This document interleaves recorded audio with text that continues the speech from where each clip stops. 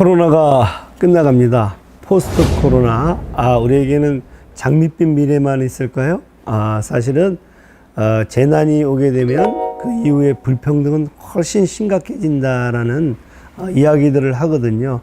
그래서 코로나 이후에 통계들을 봤더니 상위 10%가 부의 78%를 갖게 됐고요. 하위 50%가 2%를 가지게 됐다는 거거든요. 부는 굉장히 심각하게 불평등의 상황으로 치닫고 있고요. 한국에도 이 현상들은 예외 없이 나타나고 있습니다. 소득 불평등은 물론이고 교육 불평등, 어떤 그 다양한 이 건강 불평등과 함께 많은 것들이 우리 사회에 암운을 들이고 있거든요. 자, 이런 상황에서 하나의 대안은 무엇일까요? 한 대안으로 우리는 나눔을 생각해 볼 수 있거든요. 자, 그런데 10%에게 50%를 도우라고 하는 어떤 그 나눔을 베풀려고 하면 첫 번째, 과연 나눌까요?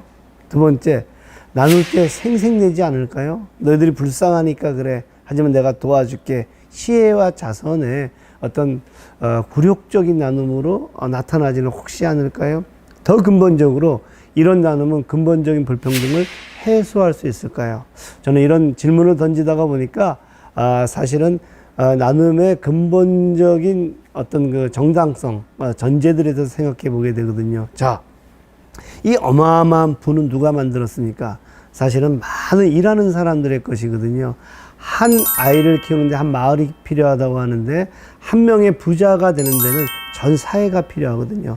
많은 노동자들이 와서 일을 했고, 그리고 사회적인 인프라들을 그들이 사용했을 거거든요. 철도라든가 도로라든가, 그리고 또 국가가 정책적으로 지원해 줬을 거거든요. 자, 그래서 저 부는 오롯이 몇 퍼센트의 사람들의 것이 아니라 모두의 것이라는 것을 깨달았을 때 우리는 나눔을 시작하게 되고, 이때의 나눔을 저는 권리형 나눔, 앞에의 나눔을 시의 자선형 나눔이다, 이렇게 이제 얘기를 할 수 있다는 거죠. 자, 그리고 우리가 근본적으로 생각해 보면 우리는 인간이잖아요. 인간은 인권이라는 걸 갖고 있죠. 인권은 천부 인권이죠. 누구나 다 인간답게 말하고 인간답게 배고프지 않을 권리가 있다. 이것이 근대 국가에서 이론화된 것이 시민권이거든요. 시민권의 관점에서 나눔을 생각해 보게 되면 나눔은 권리다. 그래서 저는 이것을 아까 말씀드린 대로 권리형 나눔이다, 이렇게 생각해 볼 수 있다는 건 거죠. 자, 이런 상황에서 놀라운 책이 한 권 나왔거든요. 연민 대신 권리를 나누기로 했다. 이제 이 책이거든요. 자, 이 책은 첫 번째 나눔에 대한 어떤 그 정의를 새롭게 하고 있거든요. 한번 제가 읽어볼게요. 자선형 나눔이 남을 불쌍히 여겨 돕는 자선을 기본 태도로 갖는다면 권리형 나눔은 연대를 기본으로 한다. 자선형 나눔에서는 나눔의 대상을 불쌍한 사람으로 보고 이들이 노력하는 의지적 개인으로 변화하기를 바란다. 그러나 권리형 나눔은 모두를 같은 시민으로 보고 서로 연대하여 누구도 배고프지 않는 공동체를 만들고자 한다.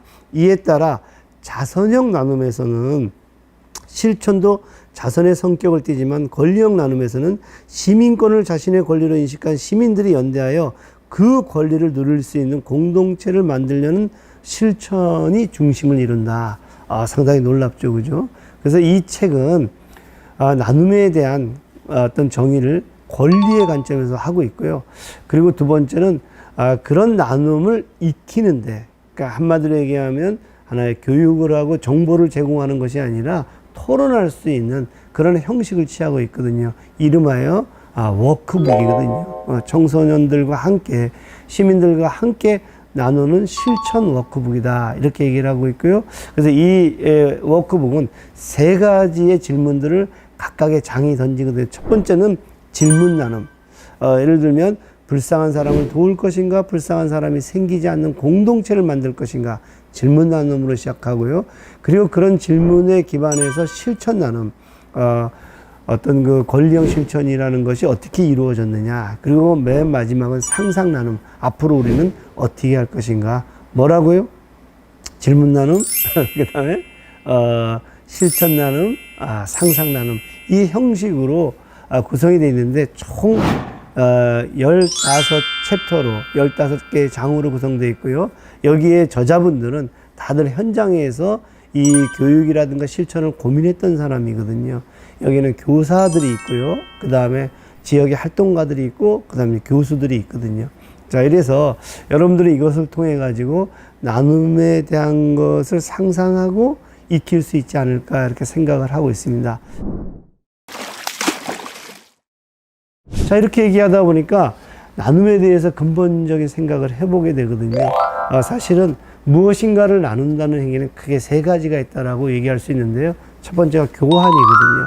교환은 우리가 내 노동력이라는 상품을 시장에 나가서 어떤 재화와 교환하는 건 거거든요. 내가 필요한 것들을 하는 것들을 가져가는 것이 교환인데, 이때는 사실 불평등으로 기결될 가능성이 크거든요. 왜냐하면 자본이 돈을 버는 속도가 노동을 통해서 돈을 버는 속도보다 빠르다. 이게 피케티의 결론인데, 사실은 그 과정들 속에서 시장은 늘 불평등과 뗄래야 뗄 수 없는 그런 경로를 밟아왔거든요. 자, 두 번째가 선물이거든요. 선물이라는 건 뭡니까? 내가 저 친구에게 선물을 줄 때 대가를 바라지 않고 주잖아요. 그런 점에서 교환보다는 훨씬 어떤 그 나눔의 형태들이 이 좀 더 윤리적일 수 있다라고 생각할 수 있는데요. 사실 가만히 생각해 보세요. 여러분들은 결혼식에 가서 부주를 하면서 돌아올 거라고 기대하세요? 기대하지 않으세요? 다 기대를 하거든요. 그 얘기는 뭐냐면 어떻게 보면 큰 의미에서 교환과 같은 형태일 수도 있다. 자, 그런데 그 나눔이 내가 불행한 처지에 있었을 때, 결핍에 있었을 때 당연한 권리로 받을 수가 있고, 그것은 아까 말씀드린 대로 대가성이 없는 나눔, 이것이 권리형 나눔이거든요. 권리형 나눔은 원시 공산제에서 나타나고 있는데요. 제가 한번 읽어볼게요. 탄자니아의 하드자족 사람들은 사냥한 고기를 캠프에 가져와 바로 나누는데, 이때 캠프의 구성원 모두가 나눔을 요구할 수 있다. 수혜자들은 당연히 받아야 할 몫을 받는다고 생각하며 거기에는 어떠한 호혜성에 대한 기대나 의무도 없다. 이들은 가까운 친족이나 무리 사람들과만 고기를 나누는 것이 아니라 식량을 얻기 위해 캠프를 찾아온 방문객에게도 나누어진다. 놀라운 일이죠, 그죠? 나눔은 캠프 내에 누구도 굶주리지 않을 때까지 계속해서 진행된다. 모든 이가 자신의 몫을 받을 수 있으나 먼저 그것을 요구해야만 한다. 그리하여 요구가 약한 이들은 강하게 요구한 이들보다 더 적게 받을 수도 있다. 먼저 이런 얘기거든요. 여기가 저는 권리형 나눔의 원형들이 담겨 있다. 모든 사람들이 이 사냥한 것을, 공동체의 부를 나눌 권리가 있고, 그리고 그 권리가 실현되려면 요구를 해야 된다. 이런 이야기들이거든요. 사실은 오늘날 근대 국가에서 저는 권리형 나눔, 소위 얘기하는 시민권이라는 것은 이런 원리를 담고 있다. 이제 그런 생각을 하는데, 그런 점에서 제가 얘기하는 권리형 나눔은 일종의 어떤 국가가, 그리고 시민들이 하나의 사회 계약이라든가 아니면 토론을 통해서 결정하는 거고, 그 대표적인 대안으로 떠오르고 있는 것이 하나의 기본소득과 같은 거다. 이렇게 이제 말씀드릴 수가 있다는 건 거예요. 자, 이 책은 이렇게 나눔에 대한 근본적인 질문도 던지지만 나누는 방식, 토론의 방식도 담고 있거든요. 자, 그래서 저는 이 책은 우리에게 에듀케이션, 단순히 선생님이 학생에게 가르쳐주는 형식이 아니라 서로가 러닝하는 방법, 서로가 익히는 방식, 토론하는 방식, 대화하는 방식을 담고 있다, 이렇게 보거든요. 자, 그러면 교육보다, 에듀케이션보다 러닝, 학습은 좀 더 세련된 걸까요? 여러분 이 말 아세요? 학습된 무기력. 학습을 할수록 오히려 무기력해지거든요. 왜냐하면 어떤 지배자가, 히틀러와 같은 사람이 자기의 시민들에게 끊임없이 학습을 시킴으로써 그들을 어떤 그 자신의 생각과 일체화하는 무기력에 빠뜨릴 수가 있거든요. 저는 그래서 에듀케이션, 러닝, 그리고 하나가 더 추가가 돼야 된다. 그게 프락시스거든요. 프락시스는 의미를 물으면서 하는 실천이다. 의미를 물으면서 하는 교육이다. 그래서 프락시스 에듀케이션, 프락시스 러닝이다. 그래서 늘 학습과 교육에는 프락시스가 있어야 된다. 이렇게 이제 말씀드릴 수 있을 것 같아요. 그래서 나눔도 우리는 프락시스의 나눔이 돼야 되지 않을까, 이렇게 이제 생각을 하고 있습니다. 제가 이제 이것을 이야기하다가 보니까, 하나의 어떤 그 영화를 제가 이제 보게 됐는데, 그 영화는 2002년에 나온 버스를 타자라는 건 거거든요. 그때, 이 활동가였던 분이 이런 이야기를 합니다. 이 장애인 활동가인데요. 장애인의 문제는 시혜와 동종의 문제가 아닙니다.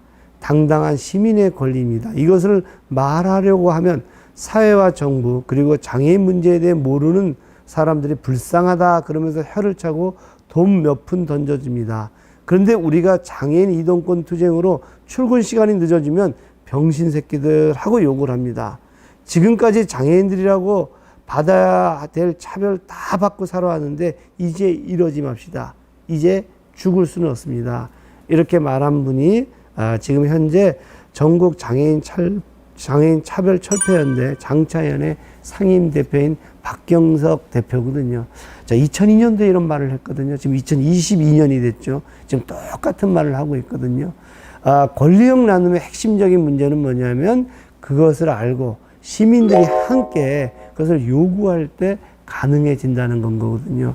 자, 여러분, 우리가 이제 권리형 나눔이 권리라는 것을 알고 그리고 그것이 실현되려면 뭐가 있어야 된다고요? 권력이 있어야 되거든요. 시민 권력. 그래서 나눔은 권리와 권력에 대한 이야기다. 이 책을 통해서 여러분들이 오늘날의 나눔의 의미 그리고 그 나눔을 실현하는 시민력에 대한 상상을 함께 해보지 않으시렵니까?